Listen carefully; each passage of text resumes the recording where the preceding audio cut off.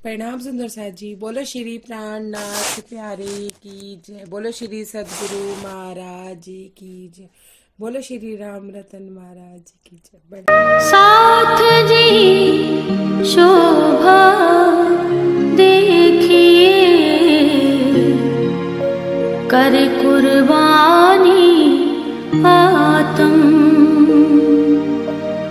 वार डारो नख सिखलो, ऊपर धाम धनी खसम, ऊपर धाम धनी खसम। कुर्बानी को नाम सुन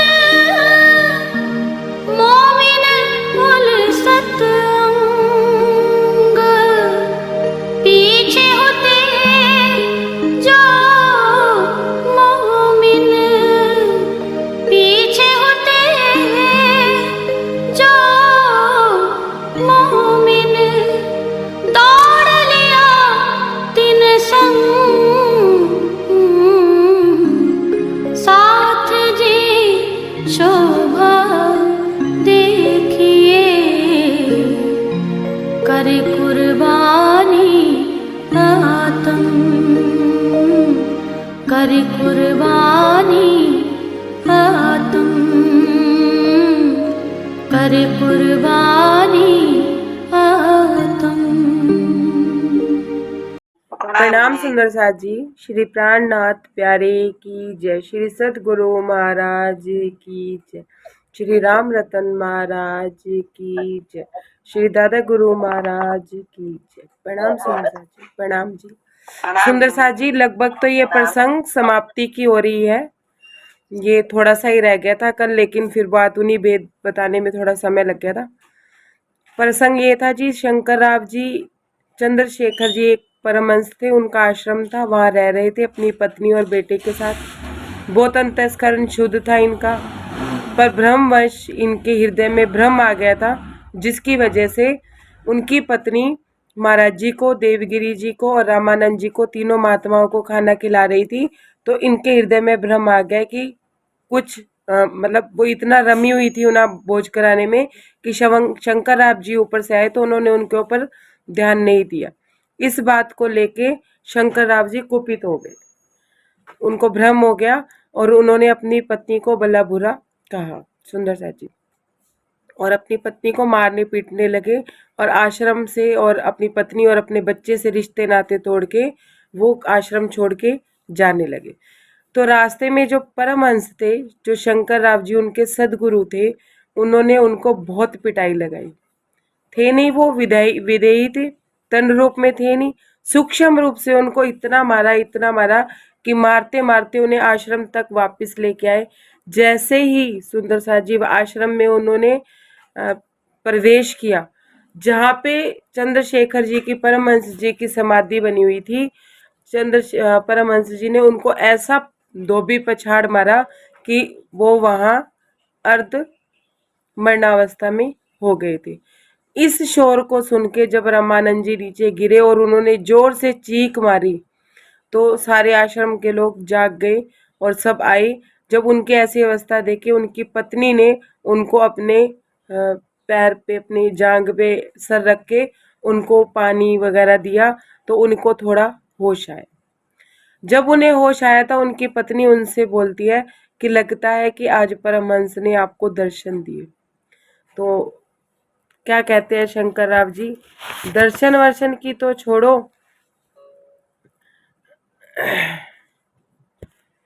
क्या कहते हैं, परमहंसनी जी ने आपको ना दर्शन दिए हैं, ऐसी बात जब उनकी पत्नी बोलती है तो पेज नंबर 174 क्या कहते हैं, शंकर राव यह शब्द सुनकर बोले धीमे स्वर में, दर्शन बल्कि नहीं कोयो मार लगाई हो है हम में। क्या कहते हैं शंकर राव जी कि परमहंस जी के दर्शन वर्शन की बात ही ना करो, उन्होंने तो मुझे ऐसी मार लगाई है ना, ऐसी मार लगाई है कि मेरे शरीर का ये हाल हो गया। लड़के को पुकार कर ओंकेश्वर कहाँ हो तुम, लड़का बोला पिताजी सन्मुख हूँ, करो हुक्म। उन्होंने वो धीमी आवाज में आवाज लगाई कि बेटा अंकेश्वर तुम कहाँ हो। तो बेटा आज्ञाकारी था, तो आज्ञाकारी बेटा बोला मैं यही हूँ पिताजी, आप हुक्म करिए, मुझे क्या कहना चाहते हैं। बेटा अगर पैर में जूता हो तो मेरे आकर मार, इसी योग्य है बाप तुम्हारा, मारो इसको बेख्तियार। महाराज जी कहते हैं कि वो शंकरराव जी अपने बेटे से बोले कि अगर तेरे पैर में जूता है ना वो निकाल और तू भी मुझे मार। क्यों? क्योंकि इसी लायक ही तेरा बाप इसी लायक है कि एक पुण्य आत्मा पे दाग लगा दिया और महात्माओं पे शक किया। सुंदर सा जी, हुक्म समझो इसको या सेवा, बड़ा बेटा नीच बड़ा हूं मैं, बड़ी हानि पहुंची है मुझसे तुम लोगों की इज्जत पे। क्या कह रहे हैं अपने बेटे को, या तो इसे हुक्म समझ लो या इसे सेवा समझ लो, सेवा समझो या इसे हुक्म समझो, लेकिन इस काम को कर दो क्योंकि मैं बड़ा नीच हूं कि मैंने तुम लोगों को हानि पहुंचाई है। क्या हानि पहुंचाई है? कि मैंने तुम्हारी इज्जत पे दाग लगाया, शक किए। लगा देखने अपनी पत्नी के पैर, तेरे अगर जूता हो तो तू ही कृपा कर दे इतनी कि मेरे सर पर दे मारो। क्या कहते हैं? अपनी पत्नी की तरफ देख के, उसके पैरों की तरफ देख के क्या कहते हैं कि अगर तेरे पैर में भी जूता है तो तू भी मेरे पे इतनी कृपा कर कि दो जूते मेरे सिर पे तू भी मार, कि मेरा कुछ जो मैंने कर्म किया है वो हल्का हो जावे। जैसा अधम मेरे जैसा अधम नीच पाखंडी अन्य नहीं होगा, जितना काम किया नीचा उतना भुगतना नहीं होगा। क्या कहते हैं कि मेरे जैसा अधम नीच पाखंडी, क्या पाखंडी, क्या कि वो परमहंस जैसे वस्त्र ही पहनता था और आश्रम में ही रह रहा था। सुंदर सा जी क्या कह रहे हैं कि धर्म की राह पे भी नहीं चला। धर्म की राह ये थोड़ी ना है पत्नी को मारो, पत्नी पे हाथ उठाओ, शक करो उस पे, बेवजह उस पे इल्जाम लगाओ, कुछ भी उसको कहो। क्या कहते हैं? अधम नीच इतनी नीची, मतलब इतनी नीची सोच कि अगर पत्नी महात्माओं को खाना खिला रही है तो वो कुछ गलत सोच रही है, गलत कर रही है, इतनी नीची सोच। तो महाराज जी कहते हैं कि उसको खुद पे ही कष्ट हुआ।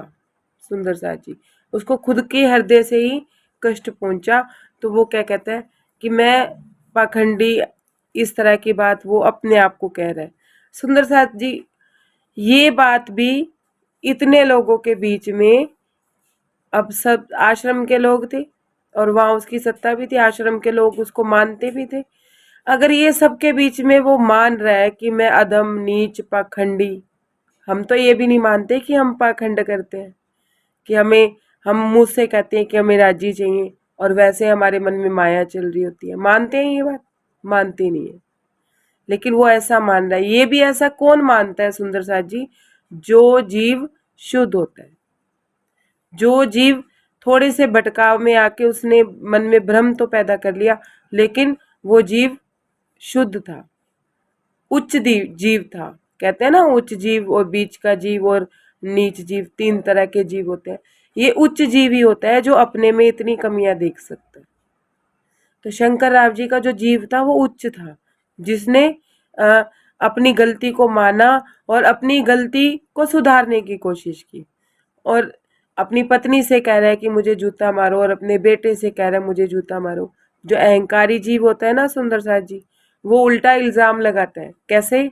तुम्हारी वजह से मेरे सदगुरु ने मेरे साथ ऐसा किया, तुम्हारी वजह से आश्रम के लोग अब मुझे पूछते नहीं, तुम्हारी वजह से मुझे ये आश्रम छोड़ना पड़ा। ये नीच जीव के काम होते हैं सुंदर साथ जी, अहंकारी जीव के काम होते हैं, जो अपनी ही गलती को छुपाने के लिए दूसरों पे इल्जाम लगाए जा रहे हैं। और हम लोग, अभी हमें अपनी रहनी देखनी है कि हम लोग अपनी गलती की वजह से हम क्या करते हैं कि हम अंदर से कमजोर हैं, हम राज्य से जुड़ नहीं पा रहे हैं, हमारा अंतस्करण राज्य से जुड़ नहीं पा रहा है। तो हम क्या कहते हैं, इसकी वजह से मैं नहीं जुड़ पा रहा क्योंकि इसकी जिम्मेदारियां हैं मेरे सिर पे, इसकी वजह से मैं नहीं कर पा रहा क्योंकि मुझे इसके लिए कमाना पड़ता है, मुझे धन अर्जित करना पड़ता है। इसकी वजह से मैं नहीं कर पा रहा क्योंकि ये मेरा ये काम नहीं करती है या मेरा वो काम नहीं करती है। या आप नौकरी पे भी देख सकते हैं, अपने बिजनेस में भी देख सकते हैं, हम हमेशा दूसरों पे इल्जाम लगाते हैं अपनी गलती को, अपनी कमजोरियों को छुपाने के लिए। मानता है कोई इतने लोगों के बीच में गलती? कोई नहीं मानता है। लेकिन यहाँ शंकर राव जी मान रहे हैं क्योंकि उनका जीव उच्च था और उनको उन्होंने रो रो के अपना कहते हैं ना कि पश्चाताप करके अपनी पत्नी और अपने बेटे को कहते हैं कि मेरा पश्चाताप तभी संपूर्ण होगा जब तुम दोनों ही उठा के मुझे मारोगे। कोई खा सकता है अपनी पत्नी की मार, वो भी इतने लोगों के बीच में? मार सकता है, मार खा नहीं सकता। पलट के जवाब भी दे देना पत्नी तो भी मुसीबत आ जाए। तो महाराज जी कहते हैं कि उसने जितना काम किया नीच उतना भुगतना नहीं होगा। क्या कह रहे हैं कि मैंने जितना नीच काम किया है ना सुंदर साथ जी, उतना मुझे भुगतना नहीं पड़ेगा। किस एवज में नहीं भुगतना पड़ेगा? जब मेरी पत्नी मुझे उठा के जूता मार देगी और जब मेरा बेटा भी मुझे उठा के जूता मारेगा तो मुझे इतना भुगतना नहीं पड़ेगा। क्यों? क्योंकि मेरा बट जाए। सुंदर साथ जी, या महाराज जी एक भाव बता रहे हैं। जब शंकर राव जी चले गए तो उनकी पत्नी ने उनको भला बुरा नहीं कहा। ऐसे नहीं कहा कि वो ऐसे हैं, वो ऐसे हैं, वो वैसे हैं, वो वैसे हैं, कुछ नहीं कहा। कहा था कुछ? कोई अपशब्द बोले थे? नहीं बोले थे ना। क्या बोला था कि इनको भ्रम हो गया है, ये भ्रमित हो गए हैं। 8 दिन पहले तो परमहंस ने इनको दर्शन दिए थे, तब तो इनको उन्होंने ऐसे बोला था। फिर इनकी बुद्धि को क्या हो गया, अचानक से ये ऐसे हो गए। सुंदर साथ जी, या महाराज जी एक भाव जताना चाह रहे हैं कि अगर हम किसी की बुराई करते हैं,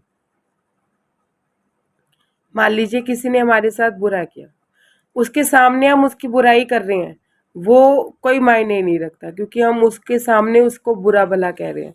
जब हम किसी की बुराई उनके पीछे से करते हैं और उनके लिए चिट्ठा खोल के ही बैठ जाते हैं और उनकी बुराई करते हैं, तो उनके जो वैसे तो उन्होंने पता नहीं कर्म किए होते हैं या नहीं किए होते हैं, हम लोग नहीं इस बात को जज कर सकते। लेकिन फिर भी जो जरा मरा भी कर्म उन्होंने बुरे किए होते हैं ना, वो कर्म हम लोगों में बट जाते हैं, हमारे हिस्से में आ जाते हैं और उसके कर्म कम हो जाते हैं। दुष्कर्म, बुराई का ये प्रभाव है सुंदर साथ जी। जब किसी की बुराई करो ना पीछे से, किसी की भी, सुंदर साथ की करो या गुरुजनों की करो, वैसे तो लोग भगवान को भी नहीं छोड़ते, किसी की भी करो, तो आप हमें ये सोचना है कि हम बुराई नहीं कर रहे हैं, हम उनके कर्मों की गठरी अपने सिर पे ले रहे हैं। मतलब हम भुगतने को तैयार बैठे हैं कि हम उसके इस कर्म की सजा हमें दे दीजिए, उसे ना दीजिए। आप ऑटोमेटिकली उसका भला कर रहे हैं और अपना बुरा कर रहे हैं। तो यहाँ हमें स्वार्थी बनना है, यहाँ हमें ऐसा नहीं करना। हमें किसी के कर्मों की गठरी अपने सिर पर नहीं लेनी। समझ आ रही है? समझ आ गया भाव सुंदर साथ जी? आगे बढ़ूं? आगे बढ़ूं? अब क्या कहते हैं?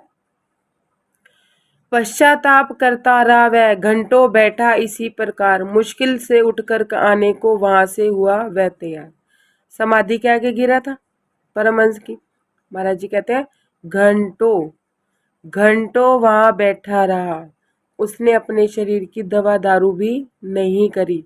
घंटों बैठ के वो वहां रोता रहा, पश्चाताप करता रहा कि मेरे से ऐसा क्यों हो गया, मेरा अंतस्करण इतना शुद्ध पाक था, मेरे मन में ये भ्रम कहाँ से आया, ये आया कहाँ से? हम कहते हैं ना हमें गुस्सा आया कहाँ से, हमें द्वेष आया कहाँ से, हमारे मन में लालच कहाँ से आया कि हम किसी का भी बुरा करने के लिए तैयार हो गए? सुंदर साथ जी, कैसे समझेंगे हम कि हम लालच कर रहे हैं? कैसे समझेंगे कि हम लोभ कर रहे हैं?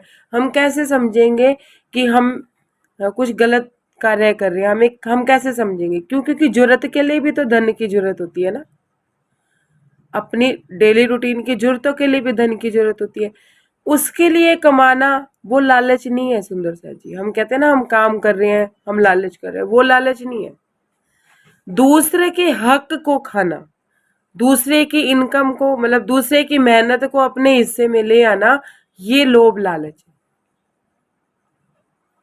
समझ आई बात सुंदर साथ जी? अपनी मेहनत का ले रहे हैं, अपनी मेहनत के लिए लड़ रहे हैं। अगर कोई हमारा हक ले जा रहा है तो हम उसके लिए लड़ रहे हैं उससे, तो वो गलत नहीं है। दूसरे के हक की चीज को हथियाना चाहते हैं, वो गलत है, वो अधर्म है। अपने हक के लिए लड़ना अधर्म नहीं है। अब देखिए, अगर आप हम ध्यान से देखें, अपने आप को ध्यान से समझे इस बात को, तो हम जब राज्य की राह में हैं तो हम राज्य का प्रेम पाना चाहते हैं, राज्य का इश्क पाना चाहते हैं, राज्य से मुलाकात करना चाहते हैं। इस ब्रह्मांड में होके भी हम इस ब्रह्मांड के नहीं रहना चाहते हैं, तो हम अपने हक के लिए लड़ते हैं, दिन रात लड़ते हैं या नहीं लड़ते हैं? कोई बताएगा हम लड़ते हैं या नहीं लड़ते हैं? लड़ते हैं ना। वाणी मंथन करना, चितवनी करना, चर्चनी सीखना, ये क्या है? हमारा जीव तो, हमारा मन तो ऐसा है जो हमें माया में लगाता है, लेकिन हम जहद करते हैं किसके साथ? अपने मन के साथ। ये लड़ाई हमारी बाहर वालों के साथ नहीं है। सुंदर साथ जी, यह बात समझ लीजिए, आपको बात समझ आ जाएगी कि हम सारा दिन युद्ध करते हैं अपने मन के साथ। और सुंदर साथ जी, ये जो युद्ध हम अपने मन के साथ करते हैं ना, ये युद्ध कोई मामूली युद्ध नहीं है। ये महाभारत के और रामायण के युद्ध से भी बड़ा युद्ध है। अनुभव से एक बात समझाती हूँ, समझिएगा, शायद मेरी बात समझ आ जाए। हम बैठ गए, शुरू की ही बात करते हैं। हम बैठ गए तारतम जपने के लिए। हमने प्रणाम जी, प्रणाम जी।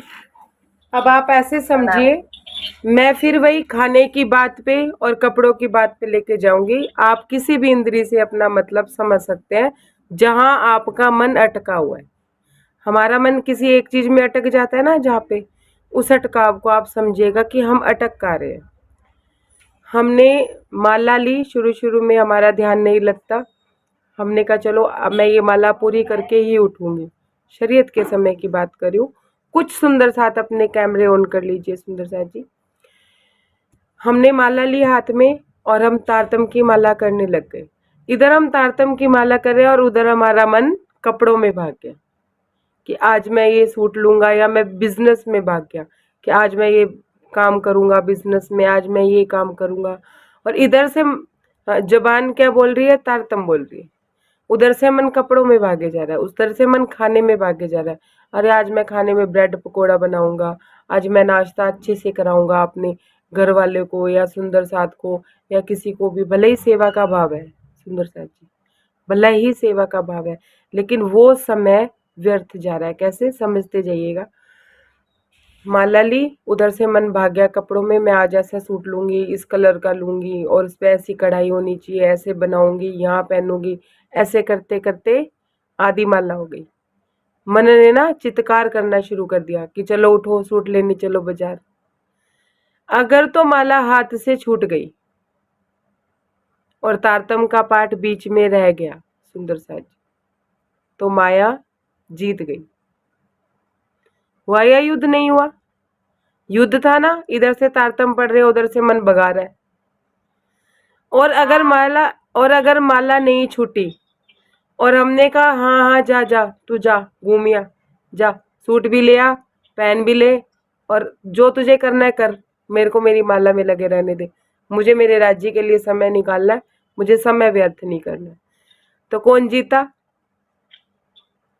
हम।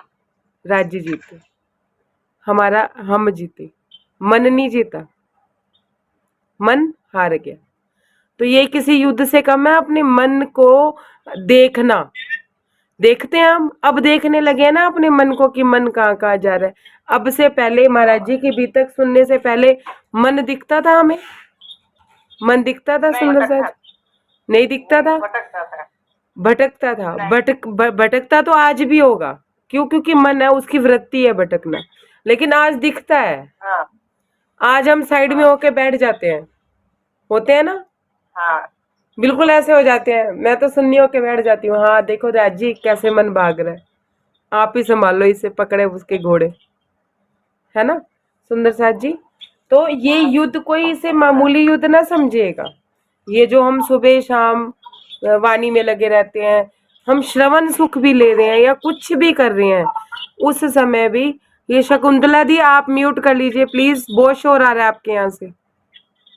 कुछ कहना चाहते हैं तो दी बोलिए। नहीं, मतलब कि हमें ये युद्ध कोई मामूली युद्ध नहीं है। आप लोगों ने ये युद्ध झेला हुआ है, सब ने। ये सब के अनुभव में है बात कि मन लगने ही नहीं देता। किसमें? राज्य में। क्यों? क्योंकि मन हमें डराने लगता है, धमकाने लगता है। असत मन डराने धमकाने लगता है। सत मन हमें व्यक्ति प्रेम में घुसाता है, अपने बच्चों में घुसाता है, अपने पति में घुसाता है, अपने रिश्तेदारों में घुसाता है, अपने सगे संबंधियों में घुसाता है। कैसे? कि वो तेरे से प्रेम करते हैं, वो तेरे से लगाव करते हैं, वो तेरे से ये करते हैं। इस तरह से सतमन इधर दौड़ाता है। जबकि सत मन को और असत मन के घोड़ों को परिवर्तित करके राज्य प्रेम में लगना है कि हमें राज्य के अलावा कोई प्रेम नहीं करता। ये सब प्रेम व्यवहार में रहते हैं। तो महाराज जी ये बात हमें यहाँ समझाना चाहते हैं कि महाराज जी कहते हैं कि पश्चाताप करना भी कोई एक मामूली बात नहीं है। पश्चाताप सुंदर सा जी कौन करेगा? अब आप बताइए मेरे को। कुछ सुंदर साथ कैमरे ऑन कर लीजिए। शकुंतला दी आप भी कर लीजिए कि मन कब पश्चाताप करेगा? कोई बताएगा कि पश्चाताप मन कब करेगा?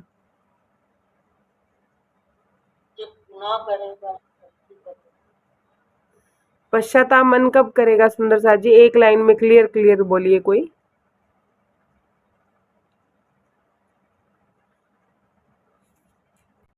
पश्चाताप करेगा बिल्कुल, गलती का अनुभव होने पर। जब अपनी गलती का अनुभव होगा, जब हमें पता लगेगा कि हमने गलती करी है, तभी तो मन पश्चाताप करेगा, तभी तो अपने में सुधार करेगा। और जब मन अपनी गलती मानने को तैयार नहीं है, नहीं क्या हुआ अगर मैंने सूट के बारे में सोच लिया, अरे मेरी जरूरत है, मेरे पास कपड़े नहीं है पहनने के लिए, क्या हो गया अगर मेरा मन सूटों में भाग गया? अच्छा इस कलर का मेरे पास सूट नहीं है ना, इसलिए मेरा मन इस सूट में भागा, क्या हो गया अगर भाग गया? तो कितनी औरतें कितने कितने कपड़े खरीदती हैं, अगर मैंने एक सूट बाग के बारे में सोच लिया तो ये गलत हो गया? ये है सुंदर साथ जी नीच जीव। गलती तुमने किसी के सामने थोड़ी ना माननी है, गलती तुमने किसी के सामने थोड़ी ना माननी है, गलती तो तुमने अपने अंदर माननी है। और पश्चाताप भी तुमने अंदर से करना है ना, किसी को उठा बता के थोड़ी ना कि जो कपड़े अलमारी में पड़े हैं जाके तुम जला दोगे। समझ आ रही है बात? कि पश्चाताप वही करेगा जो गलती मानेगा, और जो गलती नहीं मानेगा वो दूसरों पे इल्जाम लगाएगा। बस दो ही कार देख लीजिए, दो ही तरीके हैं अपने आप को सुधारने के। एक गलती मान के अपना पश्चाताप कर लीजिए, और एक गलती ना मानते हुए दूसरों को दोषारोपण कर दीजिए। एक धर्म का है और एक अधर्म का है। एक में राज्य मिलेंगे जिसमें गलती मान के पश्चाताप करके धनी में लग जाओगे तो उसमें राज्य मिलेंगे, और जिसमें दूसरों पे इल्जाम लगाते रहोगे तो उसमें राज्य नहीं मिलेंगे। वो तुम्हारा जीवन चल रहा है जैसा चल रहा है चलने दो।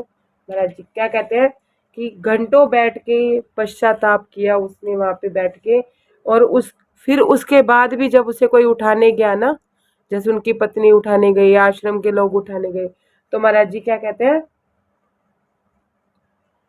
मुश्किल से उठकर आने को हुआ वहां से वह तैयार। मतलब मुश्किल से जबरदस्ती उसको वहां से उठाया गया। घंटों पश्चाताप करने के बाद भी उसे शरीर का दुख नहीं दिख रहा था, कुछ नहीं दिख रहा था, उसकी जो चोटें लगी थी वो नहीं दिख रही थी, उसको कुछ नहीं दिख रहा था। उसके बाद भी वो घंटों बाद भी उठने को वहां से तैयार नहीं हुआ सुंदर साहब जी, क्योंकि वहां से वो उठना नहीं चाहता था, जबरदस्ती उसको उठाया गया था वहां से। जो कालिक सौगात मिली थी जब उसने वापस ले ली, और किसी कर्मों पर अपनी माफी जब बाकी ले ली। ध्यान से सुनिएगा महाराज जी क्या कह रहे हैं। जो कालिक सौगात मिली थी, किसको मिली थी सौगात? कालिक सुंदर साथ जी नहीं, सौगात किसको मिली थी? कालिक किसको मिली थी? शंकर राव के इस कृत्य पे कालिक किसके मुंह पे पुती थी?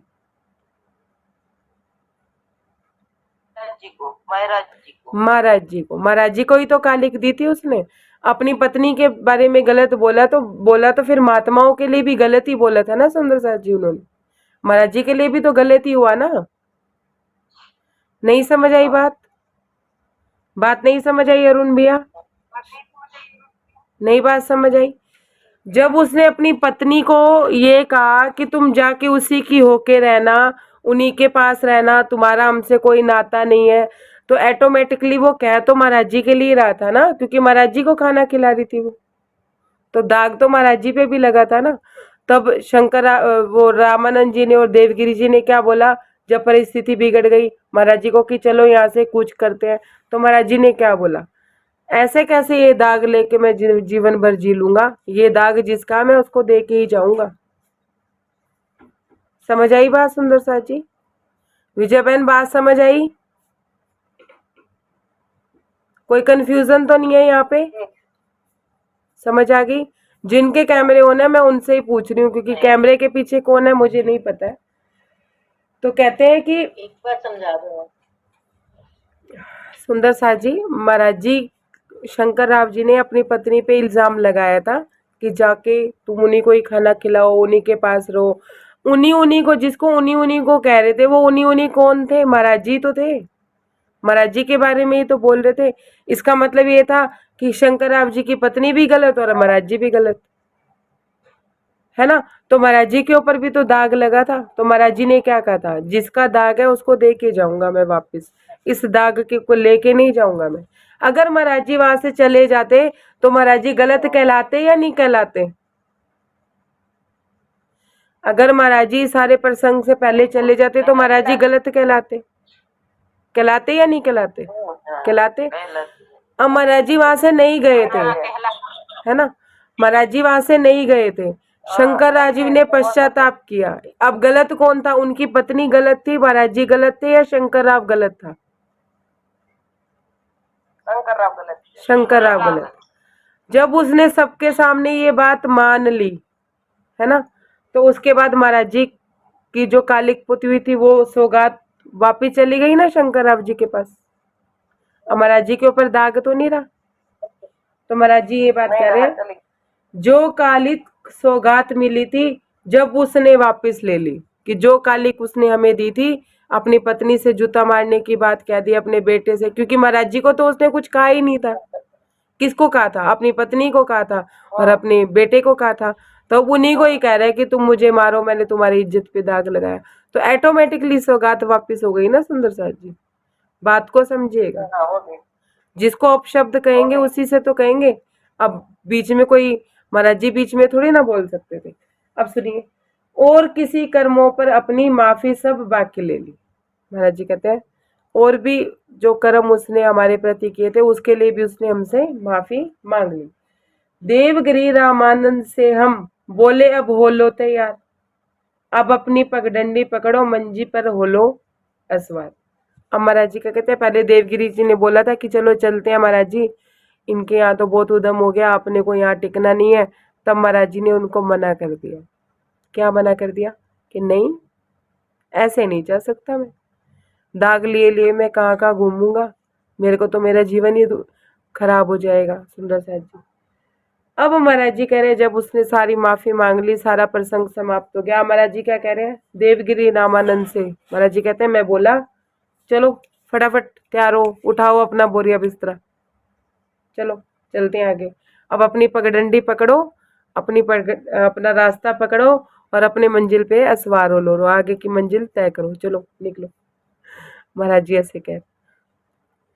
सुंदर साथ जी, यहाँ ये भाव आता है कि जब हम महाराज जी से कोई चीज़ मांगते हैं, माया की हो, चाहे वो धर्म की हो, चाहे वो आध्यात्मिकता से जुड़ी हो, चितवन में उनका सानिध्य मांगते हैं, या कोई भी चीज़ हम मांगते हैं, वो हमारी वृत्ति पे डिपेंड करता है कि हम माया मांगते हैं या राज्य से जुड़ी चीज़ मांगते हैं या क्या मांगते हैं। अगर राज्य हमें नहीं देते हैं तो इसका मतलब ये नहीं है कि हम प्रेम सृष्टि नहीं है। इसका मतलब ये है कि अभी समय आया नहीं है, अभी हमारी पात्रता नहीं है उस चीज़ को लेने की। और सुंदर साथ जी, जब उन्होंने देनी होती है तो एक चमत्कारी रूप से तुरंत दे भी देते हैं जब हमारी पात्रता होती है। ऐसे ही सुंदर साथ जी, माया की भी चीज महाराज जी राजी पात्रता देख के देते हैं। माया की चीज भी, माया की चीज ऐसे थोड़ी ना थमा दी जाती है। अब आप एक बच्चे को इतना सा टेडी बियर दे दो 3 साल के बच्चे को, तो वो इतना सा टेडी बियर तो संभाल लेगा। और माँ ला दे इतना बड़ा टेडी बियर जो उससे कद से भी 3 गुना हो, आजकल तो आते हैं, तो बच्चा संभाल पाएगा? और बच्चा इधर इधर गिर के चोट लगवा रहा है, उधर गिर के चोट लगवा रहा है, उधर गिर के चोट लगवा रहा है, तो माँ क्या कहेगी? अरे थोड़ा बड़ा हो जा फिर ले दूं। नहीं, छोटे बच्चे को छोटी साइकिल लेके दोगे या बड़ा साइकिल या मोटरसाइकिल लेके दे दोगे? तो सुंदर सा जी छोटे हैं, हमारी पात्रता के जैसी हिसाब से पात्रता हो। महाराज जी देते हैं। एक समय पे वहां से जाने के लिए मना कर दिया और एक समय पे जाने की तैयारी कर ली। क्यों? समय देखकर। तो इसलिए सुंदर सा जी हमें भी क्या करना चाहिए? समय देखकर कार्य करना चाहिए। समय देख के करना चाहिए ना, ये महाराज जी हमें बताना चाहते हैं। अब क्या कहते हैं? झोली कंबल उठा वहां से, फिर हमने प्रस्थान किया, दरभंगा की ओर चलेंगे, अपने मन में ठान लिया। महाराज जी क्या कह रहे हैं? फिर हमने झोली कंबल सब उठाया और वहां से उठा के हम दरभंगा की ओर चलने के लिए अपना रास्ता हमने लिया और अपने मन में दरभंगा की हमने मंजिल ठानी। शुक्र गुजार बहुत सतगुरु के, करी कृपा हम पर, इज्जत से चल दिए वहां से, निज झोली भर गई। सुंदर सा जी ये पॉइंट भी बहुत महाराज जी जो बता रहे हैं उसे आप हम लोग थोड़ा ध्यान से समझेंगे। लाइन बहुत गहरी है, समझने की कोशिश करेंगे। महाराज जी के हृदय में दिव्य पुरुष विराजमान थे। वितक पे थोड़ा पीछे चलते हैं। शिव जी विराजमान थे, हनुमान जी विराजमान थे। तब महाराज जी क्या किया करते थे? महाराज जी कहते थे मैं कोई जवाब नहीं देता, वो जो मेरे अंदर बैठे हैं ना वो जवाब दिया करते हैं, है ना। अब राजी महाराज जी के हृदय में स्वयं राजी महाराज विराजमान है। समझ रहे हैं आप? स्वयं राजी महाराज विराजमान है, स्वयं राजी हो चुके हैं वो। लेकिन नम्र भाव कितना है, नम्रता कितनी है? क्या कह रहे हैं? मेरे सदगुरु महाराज ने कृपा करी। क्यों? क्योंकि सदगुरु महाराज की कृपा से ही मुझे राज्य मिले और मेरे सदगुरु महाराज ने मेरे पे कृपा करी। मैं शुक्रगुजार हूं उनकी कृपा का कि उन्होंने मेरी इज्जत से ये निज झोली भर दी, मेरे ऊपर से ये दाग हटा दी। सुंदर सा जी जब महाराज जी खुद स्वयं राजी थे तो महाराज जी को सदगुरु का नाम लेने की जरूरत थी? सुंदर सा जी जरा सामने आ जाइए। जरूरत थी? ये भी तो कह सकते थे कि नहीं नहीं मेरे अंदर शक्ति विराजमान थी इसलिए मेरे साथ ऐसा हुआ, ये हुआ। हम कहते हैं जैसे हम तो ब्रह्म सृष्टि हैं, हमारे साथ तो कुछ गलत हो ही नहीं सकता है, हमें कोई जीव सृष्टि कुछ कह ही नहीं सकती है। ले लेते हैं ना, कभी कभी अहंकार आता है या नहीं आता है? एक मिनट इस बात का मंथन कीजिएगा, फिर हम आगे की बात करेंगे। 1 मिनट का समय। कोई बात हो जाती है ना तो हम अपने मन में ना दावा भर लेते हैं कि हम ब्रह्म सृष्टि हैं, हमारे साथ कुछ ऐसा नहीं होगा। यहाँ महाराज जी क्या कह रहे हैं? स्वयं राज्य के होते हुए भी महाराज जी क्या कह रहे हैं कि मेरे सदगुरु महाराज ने मेरे पे बड़ी कृपा करी। मतलब कि अब आप देखिए सुंदर सा जी, हमारे समाज में भी देखिए, हमें किसी को देखना नहीं, हमें खुद को देखना है। अब हमें महाराज जी नवाज रहे हैं, मैं बड़े महाराज जी की बात कर रही हूँ, तो हमारे सदगुरु हैं, सदगुरु रूप में हमें नवाज रहे हैं, मुझे नवाज रहे हैं, आप लोगों को भी नवाज रहे हैं, आप लोगों को अपना सानिध्य सब बता रहे हैं, अपने सूक्ष्म रूप से अपने होने का प्रमाण दे रहे हैं कि मैं ये भी तक कर रहा हूँ या कुछ भी है। और हम क्या कर रहे हैं? हम क्या कहें? नहीं नहीं महाराज जी थोड़ी ना समझा रहे हैं, मैं बैठक में बैठी हूँ इसलिए मैं समझ रही हूँ, और यहाँ मैं बैठक में मैं बोल रही हूँ इसलिए। अपनी मैं को हम प्रकट कर लेते हैं और अपने सदगुरु महाराज को पीछे कर देते हैं। देखा करिए, आगे फोटो अपनी होती है और पीछे सदगुरु महाराज होते हैं, वीडियो में भी, इसमें भी, उसमें भी। तो महाराज जी क्या करते थे? हमेशा आगे सतगुरु को रखते थे, हमेशा उनकी ओट में रहा करते थे। सुंदर सा जी 14 लोक ब्रह्मांड के जो देवी देवता है उनको भी महाराज जी उजागर कर देते ना, तो जीव सृष्टि उनके चरणों में पड़ी रहती, भीड़ लग जाती, तांता लग जाता, लग नहीं जाता। किसी को पता हो कि महाराज जी के हृदय में साक्षात शिव जी भगवान है, जो शिव को मानने वाले भक्त हैं, देख लीजिए कितने हैं, सारे वहीं पड़े होते हैं। ब्रह्मशिष्टियों को तो जगह भी ना मिलती वहां जाने की। मिल जाती? नहीं मिलती। इस वजह से महाराज जी छिपे रहे, नम्र भाव में रहे। और हमें भी क्या करना है, सुंदर साथ जी पहले भी महाराज जी ने समझाया था, हमें भी छिप करके अपने अंदर की अपनी उड़ान को भरना है, और सामने किसी को शो ही नहीं होने देना है कि हम कुछ अलग चाहते हैं। नहीं जी, हम तो आपकी तरह साधारण है। साधारण बने रहने में, नम्र बने रहने में जितनी जल्दी राजी मिलेंगे उतना हमारा समय कम व्यर्थ होगा। अगर मेरी बात समझ आ गई हो तो आगे बढ़ते हैं, नहीं तो मैं समझा देती हूँ। सुंदर साथ जी आगे बढ़ू? आगे बढ़। अब क्या कहते हैं, शुक्रगुजार बहुत सतगुरु के, करी कृपा हम पर, इज्जत से चल दिए वहां से निज झोली भरकर। चले लांगते पर्वत जंगल, नदी नम्रता की घाटी, कुछ दिन चल करके ओंकेश्वर की हमने मंजिल काटी। महाराज जी कहते हैं कि उसके बाद हम चले, जंगल नदी पर्वत पार करते हुए चले, कि कच्चा रास्ता था और पैदल का रास्ता ही महाराज जी ज्यादा तय किया करते थे। तो कहते हैं कि कुछ दिन चलने के बाद ओंकारेश्वर मंदिर हम जा पहुंचे।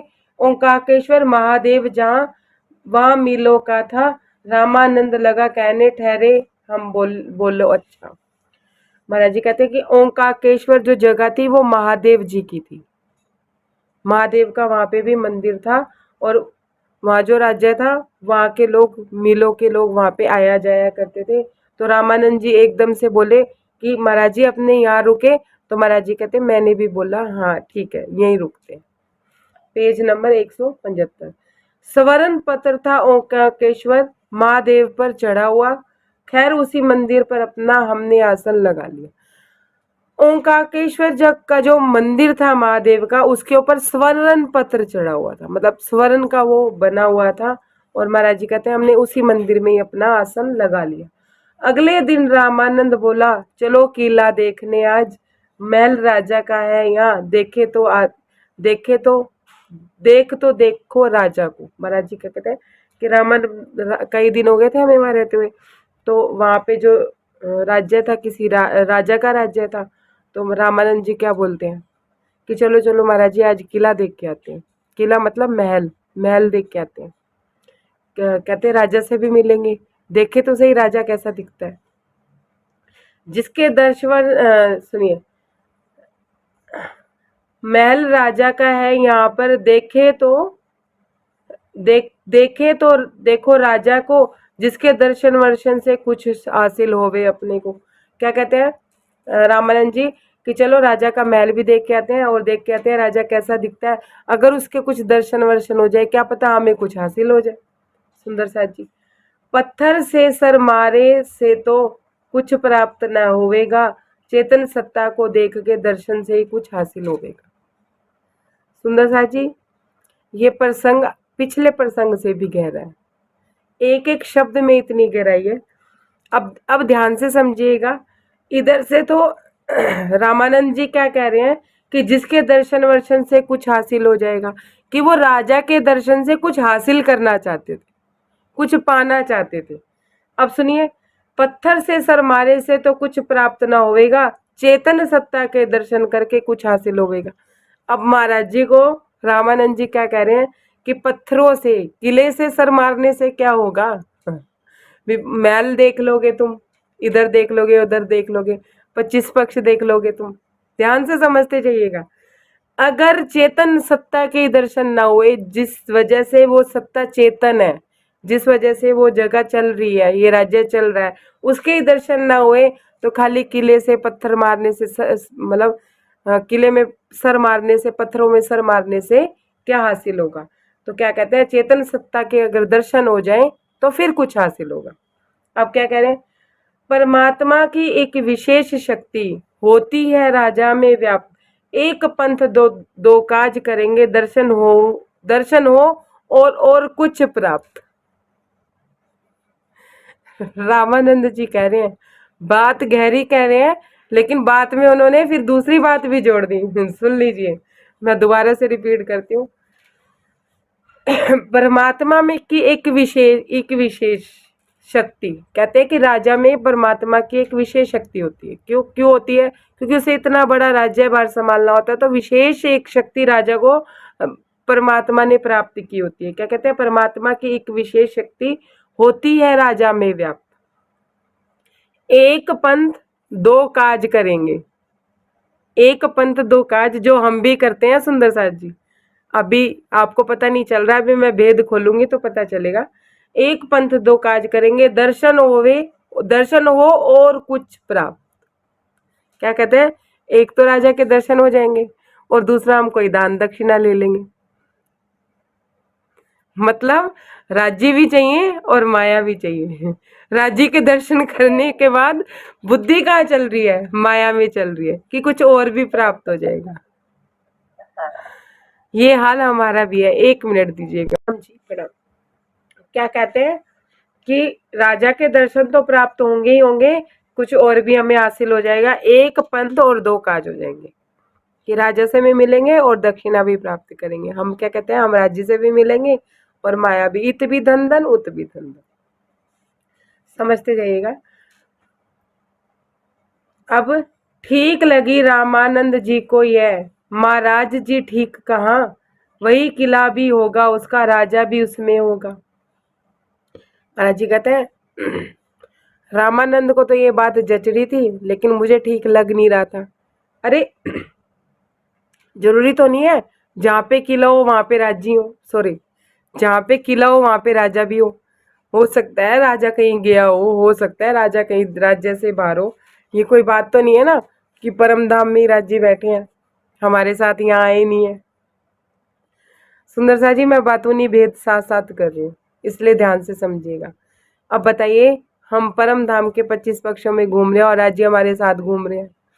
परम धाम के 25 पक्षों में अगर राज्य हमें ना मिले और राज्य हमारे साथ ही इस ब्रह्मांड में आए हुए हैं, फिर राज्य लेके चलेंगे तो राजा के साथ किला देखने में मजा है या अकेले किला देखने में मजा है?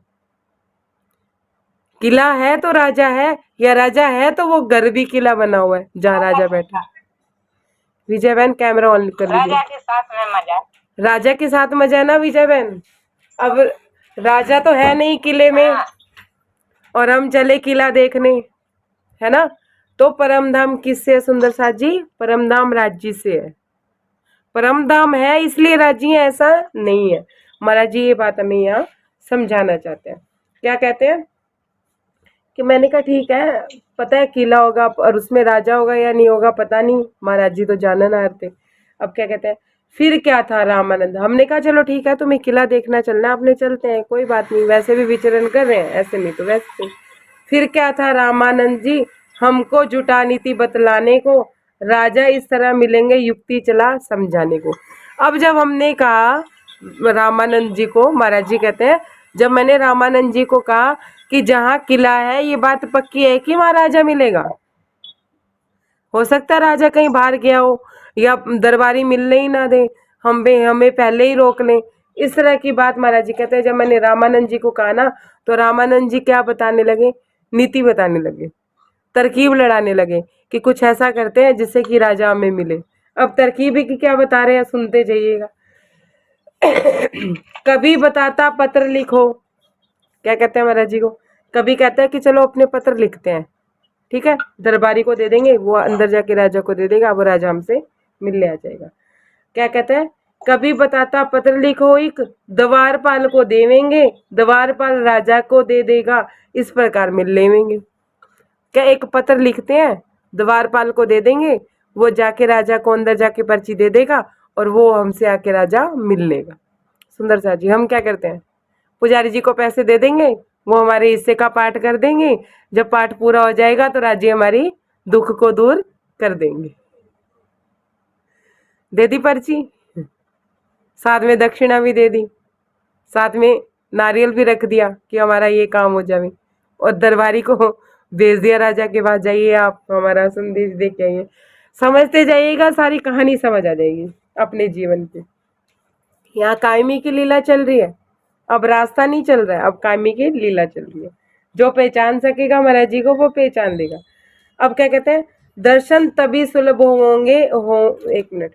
कभी बताता द्वारपाल को, कृपा अगर हम पे होवे, दर्शन तभी सुलभ होंगे, राजा को मिलना होवे। पहली युक्ति क्या बताई कि द्वारपाल को पत्र लिख देंगे। दूसरी युक्ति क्या बता रहा है, देखो। कभी बताता द्वारपाल को, कृपा अगर हम पे होवे। अब क्या कह रहे हैं, अब रामानंद जी ये बात सोच, जब महाराज जी को उन्होंने ये बात कही तो महाराज जी चुप, महाराज जी कुछ बोले ही नहीं। अब अगली अगली बात क्या कह रहा है महाराज, उसने सोचा महाराज जी को ये बात समझ नहीं। इमेजिनेशन करते जाइए कि महाराज जी बैठे हैं और हम उनसे कह रहे हैं, रामानंद हम ही हैं, ये समझते जाइएगा, ठीक है। अब क्या कह रहा है कि हम ना ऐसे करते हैं, द्वारपाल को पटाते हैं। अगर द्वारपाल की कृपा हो गई ना महाराज जी, बस उसने हमें राज्य से मिलवा ही देना है। मतलब अगुओं को ले लीजिए कि किसी धर्म गुरु को ले लीजिए, अगर इनकी कृपा हम पे हो गई ना, मैं गुरु की बात कर रही हूँ, मैं सदगुरु की बात नहीं कर रही हूँ, फिर कंफ्यूज ना हो जाना। मैं गुरु की बात कर रही हूँ कि जो अभी भी अपनी विषय वासनाओं से नहीं उठे, उनके चक्करों में हम पड़ के उनको दान दक्षिणा दे रहे हैं, उनकी सेवा कर रहे हैं, सब कुछ कर रहे हैं। क्या कह रहे हैं, अगर उनकी कृपा हो जाए ना उस द्वारपाल की, तो वो मतलब राजा से हमें मिलवा देगा। हम क्या कहते हैं, यार इन गुरु की कृपा हो गई ना तो ये हमें राज्य से मिलवा देंगे। अब सुनिए आगे क्या कहते हैं। कभी बताता द्वारपाल की कृपा हम पे होवे, दर्शन तभी सुलभ होंगे, राजा से मिलना होगा। कि द्वारपाल अगर हम पे खुश हो गया तो वो हमें राजा से मिलवा देगा। होगा ऐसा ही? महाराज जी फिर चुप। आगे देखिए क्या कहते हैं। सुनते रहे युक्तियां उसकी, अपना दिल तो था निर्भीक, हमें कोई भी युक्ति उसकी मन को लगी ना ठीक। महाराज जी कहते हैं कि मैं उसकी युक्तियां ही सुनता रहा। कभी कह रहा है द्वारपाल को मना लेते हैं, कभी कह रहा है पत्र लिख देते हैं, कभी कह रहा है हम उसके रास्ते में बिछ जाते हैं, कभी कह रहा है हम ये कर लेते हैं, कभी हम वो कर लेते हैं। पर महाराज जी क्या कहते हैं, मुझे उसकी कोई भी युक्ति सही नहीं लगी, और मेरा दिल तो वैसे निर्भीक था, मुझे डर तो था ही नहीं। मुझे राजा से मिलने में क्या डर था, मैं तो राजा से मिल चुका था। महाराज जी तो मिल ही चुके थे। तो वो कह रहे हैं कि यहाँ बातों निभेद राजा से राज्य से लिया गया है। सुंदर साथ जी वो क्या कह रहे हैं कि मेरा दिल तो वैसे ही निर्भीक था, मुझे तो कोई डर था नहीं, मेरे को कोई उसकी युक्ति अच्छी लगी नहीं, मेरे मन को कोई भी उसकी युक्ति ठीक नहीं लगी। राजा शब्द हमारे मन को कुछ महत्व नहीं देता था, बल्कि एक साधारण सा ही शब्द हमें वो लगता था। अब महाराज जी अपनी परिस्थिति का वर्णन कर रहे हैं। महाराज जी कहते हैं कि राजा शब्द इनके लिए बड़ा भारी था। इनको लग रहा था कि राजा से मिलेंगे हम, कुछ हमारा कुछ बढ़ेगा, मतलब बड़ा महत्व था। मेरे लिए कोई वो साधारण व्यक्ति था। क्यों? क्योंकि महाराज जी तो राज्य से मिल चुके थे, राजाओं के राजा महाराजा से मिल चुके थे, तो वो ने संसार का जो ये राजा था कोई महत्व नहीं देता था। अब जो कोई ऊंची सत्ता से मिल लिया होगा वो अब जिसने राज्य को देख लिया होगा वो शिव जी पे आके अटकेगा, सुंदर साथ जी, हनुमान जी पे अटकेगा? नहीं अटकेगा। शिव जी हनुमान जी किसके लिए मायने रखते हैं? शिव जी हनुमान जी किन के लिए मायने रखते हैं? जिन्होंने राज्य को नहीं देखा, जीव सृष्टि के लिए, जीव सृष्टि के लिए। तो महाराज जी कहते हैं, हाँ जी, हाँ जी शकुंतला दी, सृष्टि को भी रख, जीव सृष्टि और इस सृष्टि दोनों को रखते हैं। हाँ दोनों को रखते हैं। नहीं, लेकिन ईश्वरीय सृष्टि देखिए, ईश्वरीय सृष्टि के लिए भी शिव जी और हनुमान जी मायने नहीं रखते हैं, उनके लिए भी कृष्ण जी मायने रखते हैं, विष्णु जी मायने रखते हैं। वो उनकी सखियां बन के रहती हैं, कुमारिकाएं है ना, तो वो सखा भाव में रहती हैं, सखिया भाव में रहती हैं। अब क्या कह रहे हैं, हम बोले रामानंद जी से, अब सुनिए, हम बोले रामानंद जी से, आप वृथा घबराते हैं, साथ हमारे चलकर देखो कैसे तुम्हें मिलाते हैं। महाराज जी कहते हैं, चल यार तू मत सोचना इतना, कितना सोच रहा है, तुम कितना सोचते हो, ऐसे हो जाएगा वैसे हो जाएगा ऐसे मिलेंगे, इतना सोचने की जरूरत नहीं है, चल मेरे साथ, मैं तुम्हें मिलवाता हूँ और मैं तुम्हें बताता हूँ कि कैसे मिलते हैं राजा से। राजमहल के मुख्य द्वार पर जब अपना जमघट पहुंचा, तो हमें एक द्वारपाल ने देखा और आकर रोका। महाराज जी कहते हैं जब हम राजमहल के मुख्य द्वार पर जा पहुंचे तो वहां पे हमने अपना जमघट जमा लिया। कितने जने थे? 3 जने थे। देवगिरी जी थे, रामानंद जी थे और महाराज जी थे। कहते हैं कि द्वारपाल ने हमें देख लिया क्योंकि हम महल के अंदर जा रहे थे, तो उन्होंने हमें रोक लिया। अपना पेज नंबर 176। आप कहाँ जाते हो आगे? उनसे हमने प्रश्न किया। हम बोले राजा से मिलने। उत्तर यह बेवकूफ दिया।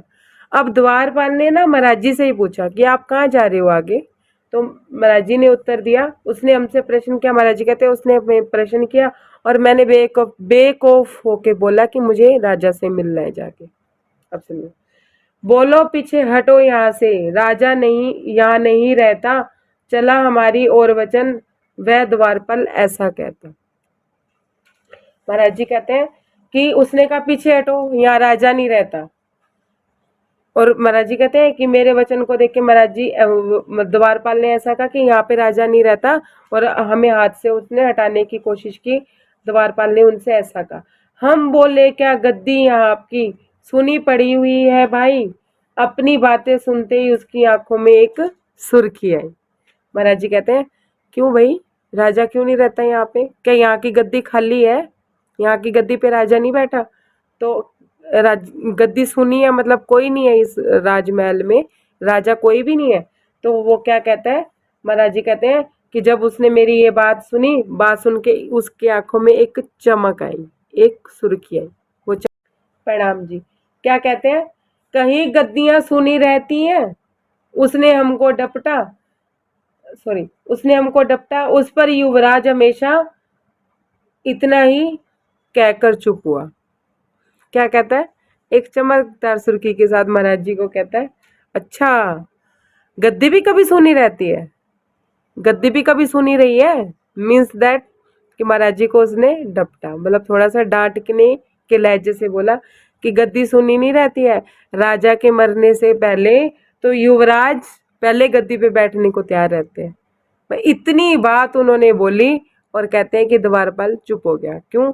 क्योंकि वो राजा के खिलाफ बोल रहा था कि गद्दियां कभी सुनी रहती हैं गद्दियां सुनी। कोई अगर ऐसे इधर से भी देख लीजिए और माया में भी देख लीजिए।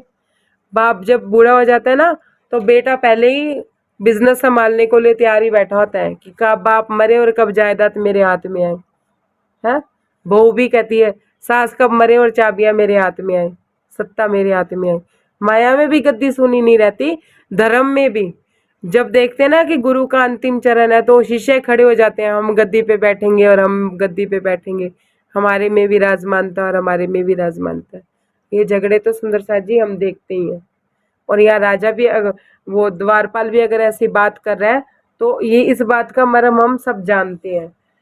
हम रामानंद की जानिम को मुंह देख कर बोले उसे राजा तो ये नहीं बताते राजकुंवर है गद्दी पे। महाराज जी कहते मैं आगे खड़ा था, रामानंद जी पीछे खड़े थे।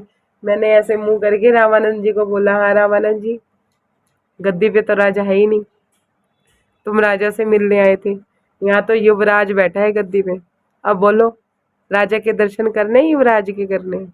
महाराज जी ने व्यंग्य तौर पे जब रामानंद जी की तरफ देखा तो आगे सुनिए। बातचीत तो क्या होगी, पर चलो इन्हीं के पास चलो, राजा आज नहीं है तो राजकुंवर से ही मिल लो। महाराज जी क्या कहते हैं? हाँ हाँ चल, राजा तो नहीं है, अब इनसे क्या बात करोगे? जो तुम बात करने आए तो वो बात तो हो नहीं पाएगी। हाँ अगर राजा नहीं है तो चलो कोई बात नहीं, राजकुंवर से ही मिल लेते हैं। जो तुम्हें चाहिए वो तो राजा से भी ना मिल, जो राजा से मिलता वो राजकुंवर से मिल जाएगा। तुम्हें चाहिए क्या? तुम्हें तो एक पंथ दो काज करने थे, राजा से भी मिलना था और तुम्हें दान दक्षिणा भी मोटी चाहिए थी। वो दान दक्षिणा तो तुम्हें युवराज भी दे देगा। महाराज जी ने इस तरह का व्यंग्य उनके ऊपर कसा। हम चलने को जिस दम अंदर फिर सारे तैयार हुए, जान गया वह द्वारपाल के ये रोकेंगे नहीं रुकने के। महाराज जी कहते हैं हम तीनों फिर द्वार महल के अंदर जाने लगे। तो अब द्वारपाल को ये बात समझ आ गई कि ये हम मेरे रोकने से रुकेंगे नहीं, ये मिलके ही जाएंगे। अब सुनिए। बोला देखो तलवारें लटक रही हैं राजा की, दर्शन इनके ऊपर कर जाओ, अब समझो उनको राजाई। क्या कह रहे हैं, जैसे ही महल के अंदर महाराज जी और वो देवगिरी जी और रामानंद जी ने एंटर करी, वहां पे तलवारें टंगी हुई थी। जो भी कोई राजा से मिलने आता था, राजा की तलवारों के दर्शन उन्हें करा दिए जाते थे कि समझो यही राजा है। अब महाराज जी को भी उन्होंने ऐसे बोला कि राजा तो है नहीं, अब तुम इन तलवारों के ही दर्शन कर लो और इन्हें ही राजा समझो। अब आगे सुनिए क्या कहते हैं महाराज जी। हमने उसकी बात सुन के बड़े जोर से व्यंग्य कसा। कैसी बातें करते हो तुम, दर्शन करके लोहे का, दर्शन करवा के लोहे का।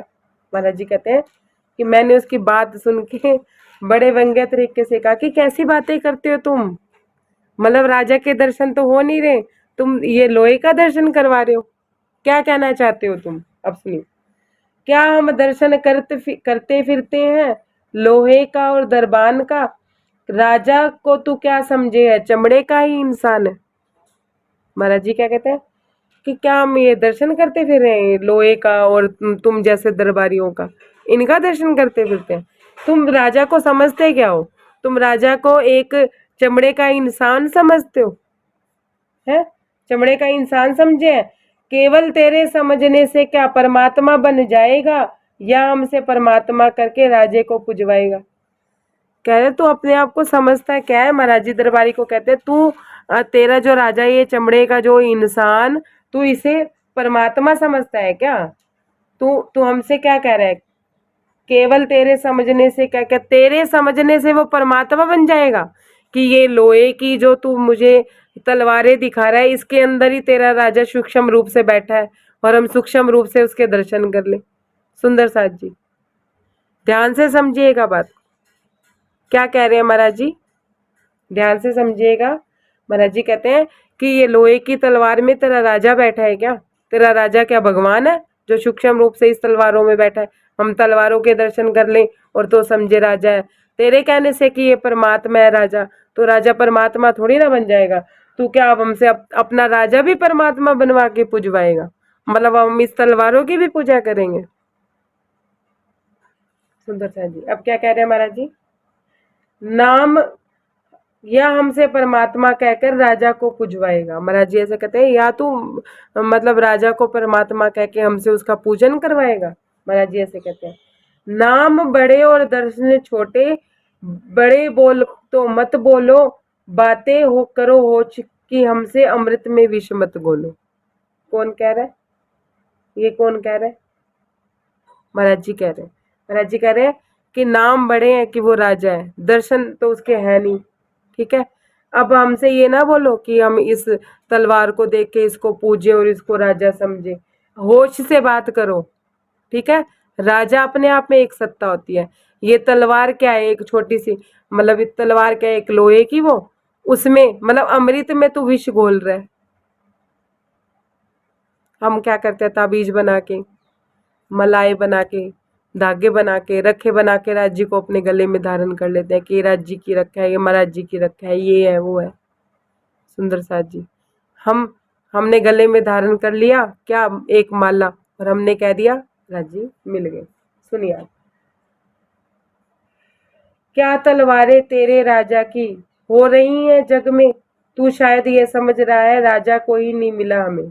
महाराज जी क्या कहते हैं कि तेरी तलवारों में क्या राजा, तेरी तलवार से राजा ये जग को जगमग कर रहा होगा, कि ये जग सारा तेरी तलवारों को दर्शन करके राजा के दर्शन समझ रहा होगा। तूने हमें क्या समझ रखे कि हम कभी किसी राजा से नहीं मिले, तुझे क्या पता हम किस राजा से मिले। सुंदर साथ जी जिसने राजा के दर्शन नहीं किए होंगे वो तो तलवार के दर्शन करके भी खुश हो जाएगा ना, हो जाएगा या नहीं हो जाएगा, कि हाँ भी राजा की तलवार है। महाराज जी कहते हैं तू क्या समझता है कि हम कभी किसी राजा से नहीं मिले, हम उसकी तलवारों से खुश हो जाएंगे। पेज नंबर 177 थोड़ा सा ही पढ़ते हैं, फिर बाकी प्रसंग कल करेंगे। सुंदरता जी, जोर जोर जब मैं बोला, ढला सिपाही के स्तर से, डाक छुटी जब अपनी तो नमकर बोला हमसे। महाराज जी कहते हैं जोर जोर से जब मैं बोला ना, जोर जोर से, और मेरी डाक छूटी, डाक छूटी मतलब पीछे से परमात्मा की आवाज आई, पीछे से राज जी की आवाज आई, और मैंने जोर जोर से बोलना शुरू किया कि तेरे तेरा राजा ये हाड़ मास का, इसको मैं भगवान की तरह पूजूं क्या? क्यों कहा महाराज जी ने? उन्होंने कहा था ना कि तलवारें देख लो और इन्हें राजा समझो। मतलब तेरा राजा जो है वो परमात्मा है, जो सूक्ष्म रूप से इन तलवारों में बड़ा हुआ है। तो ये तलवारें दिखा के दुनिया को जगमग कर सकता है। तू क्या समझता है कि मैंने कभी किसी के राजा के दर्शन नहीं किए? तुझे क्या पता हमने किस राजा के दर्शन किए? हमें पता है राजा के दर्शन क्या होते हैं, हमें किस तरह से राजा के दर्शन करने। महाराज जी इस तरह की बात कहते हैं। महाराज जी कहते हैं कि जब मैं जोर जोर से बोलने लगा तो वो सिपाही डल गया, क्योंकि मेरी डाक छूट गई थी। मतलब मेरे मुंह से बातें निकलती चली जा रही थी। गलती हुई, फिर नमस्कार करके थोड़ा सा नम पढ़ के फिर द्वारपाल क्या कहता है, गलती हुई हमारे से, अब महाराजा खामोश रहो, दर्शन अभी मिलेंगे उनके, कृपया थोड़ा खड़े रहो। क्या कहते हैं द्वारपाल? महाराज जी गलती हो गई हमसे, हम आपको दर्शन करवाते हैं। राजा तो यहाँ है नहीं, युवराज के दर्शन कराते हैं, आप कृपया करके खामोश हो जाइए, मतलब आप शांत हो जाइए। दर्शन अभी मिलेंगे उनके, कृपा थोड़े खड़े रहो।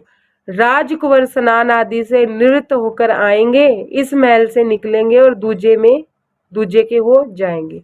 महाराज जी को क्या कहते हैं द्वारपाल कि राजकुंवर अभी अपना स्नान आदि करके नित्य कार्य से निवृत्त होके अभी इसी महल से निकलेंगे और दूसरे महल तक जाएंगे, तो आप दर्शन कर लीजिएगा। आप अभी दर्शन कर लेना। हम बोले यदि ऐसा है तो हमें यहाँ दर्शन करवाने की यदि इच्छा है।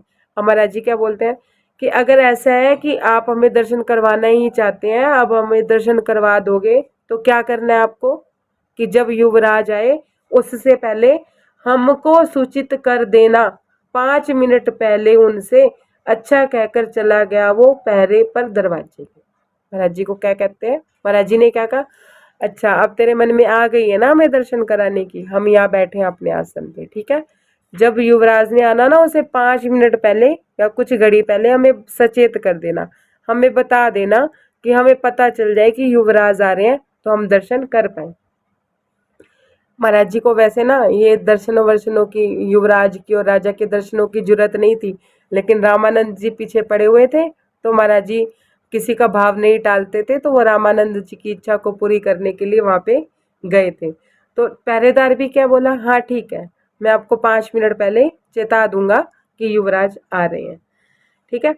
हो करके बेफिक्र बैठ गए हम अपने स्थानों पे, सूचित कर ही देगा ये, अब हम उसके भरोसे पे। अब महाराज जी क्या कहते हैं कि हम बेफिक्र होके बैठ गए, बेनिश्चित होके बैठ गए कि अब ये हमें सूचित कर ही देगा जब युवराज ने आना होगा, और ये दर्शन करवा भी देगा। सुंदर साथ जी, हम भी बेफिक्र होके कब बैठते हैं? थोड़ा सा ना गौर करके बताइएगा कि हम बेफिक्र होके कब बैठते हैं। नहीं पता किसी को? हम कभी बेफिक्र होके नहीं बैठते राज्य की तरफ से।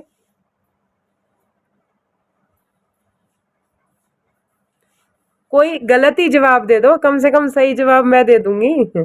जो भी मन में भाव आ रहा है वो बोल दीजिए। सुंदर साथ जी, समझ आ जाएगा, इसलिए आप लोगों से प्रश्न का आंसर आप समझ नहीं आई क्या पूछ रहे हो? सुनो कि दबदबारी ने ये बोला कि 5 मिनट पहले हम चेता देंगे आपको कि युवराज ने आना है, तो महाराज जी कहते हैं मैं बेफिक्र होके बैठ गया।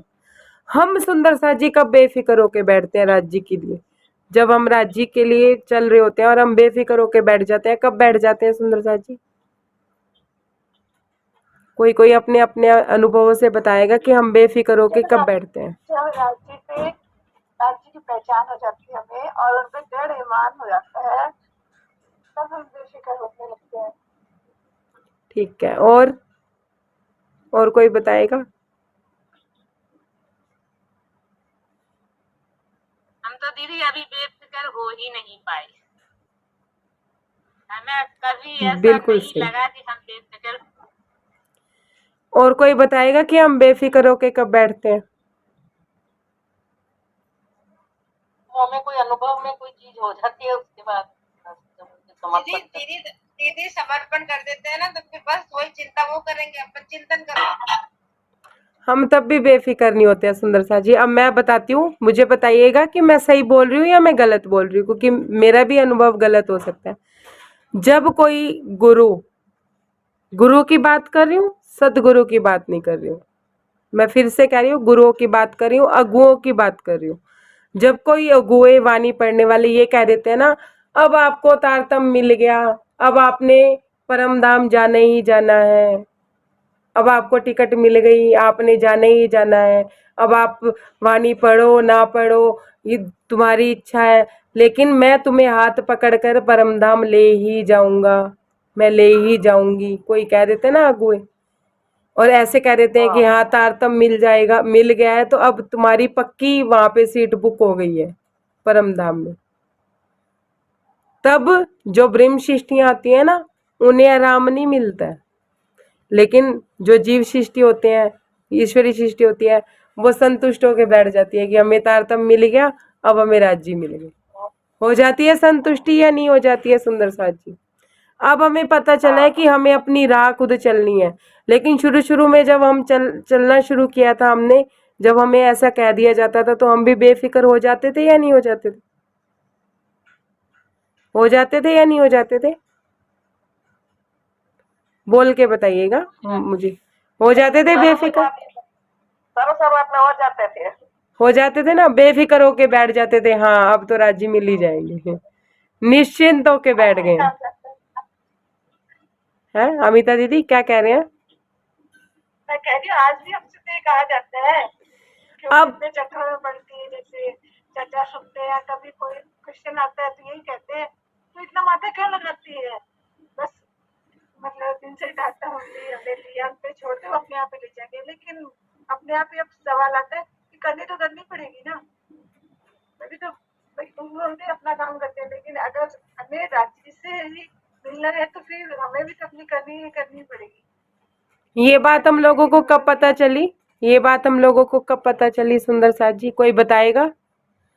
ध्यान से समझते जाइएगा बात को। मैं ये चाहती हूँ कि यहाँ बैठ जाए, यहाँ पे भी बैठ जाए कि मैं सोच रही हूँ, जो यो मेरे अनुभव में बात है वो आप लोगों के अनुभव में आए, इसलिए मैं आप लोगों से प्रश्न पूछ रही हूँ। ठीक है, अब ये बात हमें कब पता चली कि जब तक हम अपनी रहनी नहीं चलेंगे तब तक हमें कोई भी परम धाम नहीं ले जा सकता, हमें खुद ही चलनी पड़ेगी, खुद ही करनी पड़ेगी। कब पता चली ये बात?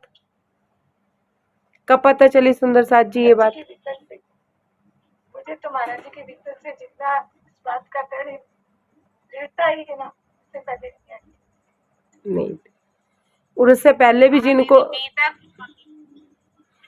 इस बीतक से हमें ये बात, वाणी मंथन से, ये बीतक से हमें ये बात पता चली कि हमें अपनी चलनी रहनी करनी ही पड़ेगी सुंदर साथ जी। उससे पहले वाणी में भी यही बात लिखी हुई है, वाणी में भी ये बात लिखी हुई है कि जब तक अपनी रहनी खुद नहीं करोगे तब तक तुम्हें कोई परम धाम दूसरा ले जा नहीं सकता, बिना सतगुरु के कोई नहीं ले जा सकता।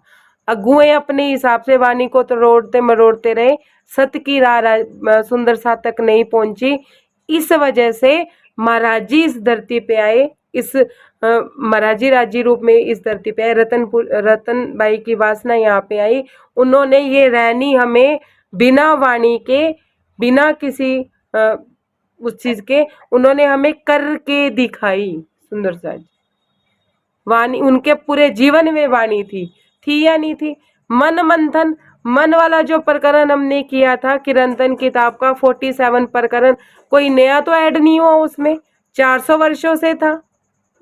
कभी किसी प्रवक्ता ने बोला कि मन को भी कंट्रोल में करो, मन को देखो? कभी दृष्टा बन के हमने मन को देखा? महाराज जी ने हमें मन देखना सिखाया सुंदर सा जी, दिखाया या नहीं दिखाया? उस चौपाई में इंद्रावती जी कहती हैं कि नारायण सबके हृदय में बैठे हैं, मतलब मन सबके हृदय में बैठे हैं। ठीक है, मन सबको देख रहा है लेकिन मन को कोई नहीं देख रहा है। आज मन दिखता है सुंदर साथ जी, चितवन की बात मैं नहीं कर रही हूँ अभी, लेकिन जब हम चितवन में या ध्यान अवस्था में बैठते हैं तो हमें महफिल में पहले हम अकेले दिखते थे और मन हमें डराता धमकाता दिखता था, अब हमारी महफिल में कौन दिखता है हमें? कोई बताएगा? जब हम ध्यान अवस्था में बैठते हैं तो हमारी महफिल में कौन कौन होता है? हमारे अंदर की महफिल में कौन कौन होता है? कोई बताएगा सुंदर साथ जी? कोई बताएगा कौन कौन होता है हमारी अंदर की महफिल में? प्रणाम जी, मैं आप हाँ लोगों दीदी, अंदर की महफिल अहंकार सब होता है। दोबारा बोलिए दी, आपकी आवाज कट गई थी।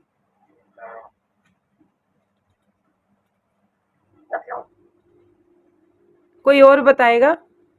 प्रणाम जी। जो होते हैं मन बुद्धि चित्त अहंकार, अब सब दिखते हैं। खास खास ये तो सारे आ गए ना, अंतस्करण सारे आ गए। मैं ये जानना चाहती हूँ खास मेंबर, भीड़ को तो नहीं देखते ना अपने, अपने जो खास मेंबर है वो कौन है?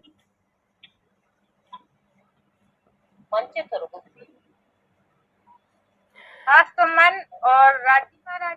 हाँ जी, खास खास जो लोग हैं जो अब हमें दिखते हैं, एक तरफ हमें राज्य दिखते हैं, एक तरफ हमारा मन दिखता है, और बीच में हम युद्ध करते हुए दिखते हैं कि हम मन से युद्ध कर रहे हैं, मन को कह रहे हैं कि तू लग राज्य में। नहीं है ऐसा सुंदर साथ जी? मुझे आप लोग दिखाई नहीं दे रहे, इसलिए मुझे समझ में नहीं आ रही है। ऐसा नहीं है कि अब हमें अंदर अपनी महफिल में राज्य भी अनुभूतियों में आते हैं, हमारा मन भी हमें दिख रहा होता है कि मन इधर भाग रहा है और राज्य हमें पुकार कर रहे हैं। अंदर से एक ज्योति भी राज्य से मिलन की जली होती है, अंदर से एक तड़प भी राज्य से मिलन की होती है, लेकिन हमें मन भी दिख रहा होता है। दिखता है या नहीं दिखता है? अब उस महफिल में मजा आता है एकांत में बैठने का पहले से ज्यादा। अच्छा जी, अब एकांत में बैठने का आनंद आता है जब हमारी महफिल में आता है। अब घंटों बात करने में अपने आप से मजा आता है, राज्य से बात करने में आनंद आता है। पहले आता था? पहले आता था? पहले जब हम बैठते थे तो हमारा मन हमें डरा धमका के उठा दिया करता था, हमें भटका दिया करता था, लेकिन अब हमें आनंद आता है। क्यों? क्योंकि अभी हम क्या कहते हैं, वो भजन है ना, तेरी महफिल में आए हैं, दौर एक और हो जाए, मगर ये शर्त है रूहों की, वो पहले मान ली जाए, साहिबी छोड़ के तू साहिब मेरा आशिक बन जाए। सुना है ना ये भजन आशा दीदी का? प्रणाम जी। अभी हमारी महफिल में हमें मन दिख रहा है, जिस दिन हमारा मन भी राज्य में रम गया, हम वाक्य में ही रम गए। रमना किसे कहते हैं? राज्य में रम गए और हम, हमारी पागलों जैसी परिस्थिति हो गई कि हमने राज्य को पा लिया और उसमें गल गए। उस दिन हम कहेंगे राज्य से कि तेरी महफिल में आए हैं, दौर एक और हो जाए, बस अब ये शर्त ये है कि तू मेरा आशिक बन जाए। अब तक तो तू आशिकी निभा रहा था है। उसमें बोलती है ना आशा दीदी, मुझे उस शब्द के मर्म अब समझ आ रहे हैं। वो कहते हैं ना, पी रहे थे हम साकी, पहले तो हम पहले भी पी रहे थे, लेकिन अब मैं चाहती हूँ कि तू मुझे खुल के पिला। पी तो हम पहले भी रहे थे, पी तो हम अब भी रहे हैं, थोड़ा थोड़ा प्याला तो हम राज्य का अब भी पी रहे हैं ना, थोड़ा थोड़ा राज्य का रस आज भी ले रहे हैं, थोड़ा थोड़ा हमें आज भी मिल रहा है। पर रूह क्या कहती है राज्य से? अब खुल के पिला, सबके सामने पिला, अब ऐसे जाम पिला कि तेरे जाम से नशा, जो तेरे जाम का नशा हो वो उतरे ही नहीं। वो कब होगी परिस्थिति? जब हम अपने मन के युद्ध को राज्य के युद्ध में से एक युद्ध हम जीत लेंगे सुंदर साथ जी। और मैंने पहले ही बोला था, इस युद्ध को मामूली ना समझिएगा, कहीं आप समझे कि ये युद्ध मामूली है। ये महाभारत रामायण के युद्ध से भी ज्यादा भारी है, समझना इस चीज को सुंदर साथ जी। अब महाराज जी को द्वारपाल ने क्या कहा कि ठीक है, मैं आपको सूचित कर दूंगा 5 मिनट पहले जब युवराज आएगा। सुंदर साथ जी हमारे अगुए भी ये कहते हैं हमसे, क्या कि तारतम मिल गया, परम धाम में सीट मिल गई, चिंता करने की कोई जरूरत नहीं। ऐसा नहीं है सुंदर साथ जी, अपनी राह अपनी निगाह खुद टिकानी पड़ेगी। महाराज जी जो ये प्रसंग बता रहे हैं हमें, अभी हमें लीलाओं के प्रसंग बता रहे हैं कि हम राज्य की राह पे चलते हुए भी राज्य को नहीं पा रहे हैं। उसका कारण ये है क्योंकि अभी हम रहनी में आए नहीं है। महाराज जी वहाँ बैठे रहेंगे। आने वाले प्रसंग का थोड़ा सा हवाला देती हूँ, बताती हूँ आपको कि आगे महाराज जी बैठे रहेंगे, युवराज आके निकल जाएंगे और महाराज जी को पता भी नहीं चलेगा। तो उल्टा द्वारपाल आके महाराज जी को डांटेगा, क्या कि तुमने मेरे से युवराज का सम्मान नहीं किया है। आके देखिए, एक बात होती है जीते जी मुक्ति ले लेना, जीते जी यहाँ पे बैठ के परम धाम के सुख ले लेना। मरने के बाद किसको परम धाम मिला है, किसी ने आके वापस आके बताया है या कोई एड्रेस दे के गया था कोई भी अगुआ या कोई भी गुरु कि हाँ भाई हम जा रहे हैं, अब वहां पे आके मिल लेना, वहां से आगे परम धाम चलेंगे। जीते जी जिन्होंने राज्य को पाया है, जिन्होंने राज्य का सानिध्य लिया है और तन कहने को यहाँ पे है और वो परम धाम में विचरण कर रहे हैं, उन्होंने हमें परम धाम दिया है या नहीं दिया? दिया है। ज्वारदास महाराज जी ने हमें दी है, बड़ी व्रत दी है, जुगलदास महाराज जी ने दी है, जैसे उन्होंने पाया रास्ता बताया, राम रतन महाराज जी ने बताया, इंद्रावती जी ने दी है हमें वाणी, दी है या नहीं दी है? धनी देवचंद्र जी ने बीतक दी है। क्यों? क्योंकि लालदास जी, जब लालदास जी बीतक लिखने लगे थे तो स्वामी प्राणनाथ जी भी और धनी देवचंद्र जी भी अंतर ध्यान हो गए थे। उनके धाम हृदय में बैठ के धनी देवचंद्र जी ने अपनी बीतक लिखवाई, स्वामी प्राणनाथ जी ने अपनी बीतक लिखवाई। उन्होंने हमें जीते जी दे के गए ना वो हमें, और सूक्ष्म रूप से आज भी वो हम लोगों को नवाज रहे हैं या नहीं नवाज रहे हैं? नवाज रहे हैं ना। तो सुंदर साथ जी, मरने के बाद मुक्ति नहीं मिलती है, मरने के बाद दूसरा जन्म मिलता है, मुक्ति तो जीते जी ही मिलती है।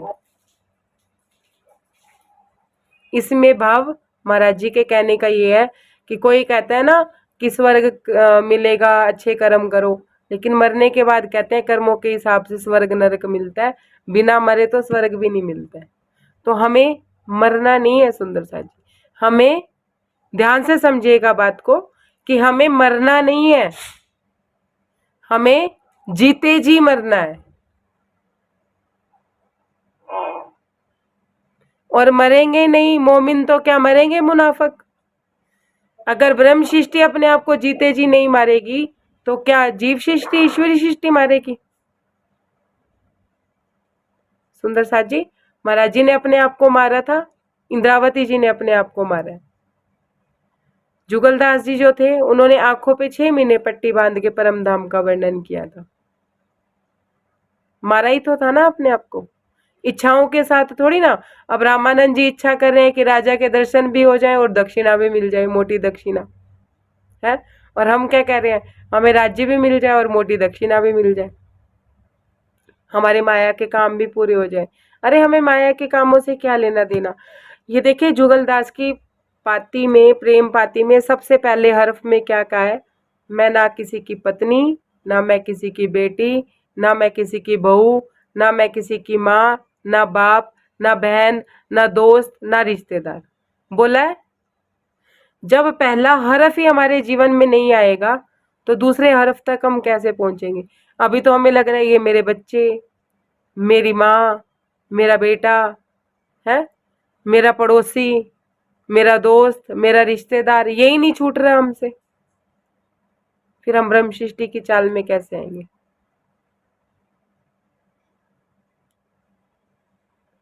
तो महाराज जी ये बात हमें यहाँ समझा रहे हैं कि दरबान ने कह दिया कि 5 मिनट पहले मैं बता दूंगा, कहते हम बेफिक्र होके बैठ गए। महाराज जी कहते ऐसे दर्शन नहीं होते कि हम बेफिक्र होके बैठ गए। सरकार श्री कहा करते थे, मैंने उनकी चर्चा में सुना था कि एक किसी ने उनसे कहा कि मुझे बड़ी बेचैनी होती है, जब से मैंने ये धर्म में आई हूँ उससे पहले मेरे मन में बड़ी शांति थी, बड़ा शांत जीवन चल रहा था, बड़ा इंजॉय कर रही थी अपनी लाइफ को। जब से मेरे को राज्य की पहचान हुई है तब से मेरे मन में बेचैनी हो गई, मैं तड़पती रहती हूँ, मैं मुझे एक अजीब सा ही बेचैनी पना रहता है। क्या कहा था चंद्रशेखर जी ने रामानंद जी को कि तुम अपने भजन में रहना, मैं तुम्हारे साथ रहना चाहता हूँ। जिन जिन के पास बीतक है वो कृपया करके बीतक उठा के पढ़ लीजिएगा कि रामानंद जी को, सॉरी शंकर राव जी को चंद्रशेखर जी जो परमहंस थे उन्होंने स्वप्न में आके बोला कि तुम भजन में निवृत्त रहना। क्यों? क्योंकि मैं तेरे साथ रहना चाहता हूँ। ऐसे नहीं बोला था कि मैं तुझे अपने साथ रखना चाहता हूँ। राजी हमसे मिलना चाहते हैं तो यहाँ रूह तड़प रही होती है सुंदर साथ जी। जब राजी हमसे नहीं मिलना चाहते तो हम अपनी मस्ती में मस्त होते। पति जब पत्नी को मायके लेने आता है, फोन करता है, तब पत्नी को बेचैनी होनी शुरू हो जाती है ना कि अब वापिस आना है, अब फिर वही ससुराल में वही टंटे झेलने हैं, सब झेलने हैं। अजीब ही बेचैनी शुरू हो जाती है ना। और उससे पहले जब पति का फोन नहीं आता ना कि मैं लेने आ रहा हूँ, मस्त होती है अपने मायके में, मस्त अपनी सहेलियों के साथ मस्त घूम रही होती है ना। होता है ना, मसाला इत का बात उत का। और जैसे ही पति का फोन आ गया, हाय कल तई आ जाएंगे, वो दिन भी भारी लगन लग जाते हैं, लगते हैं ना दिन भारी।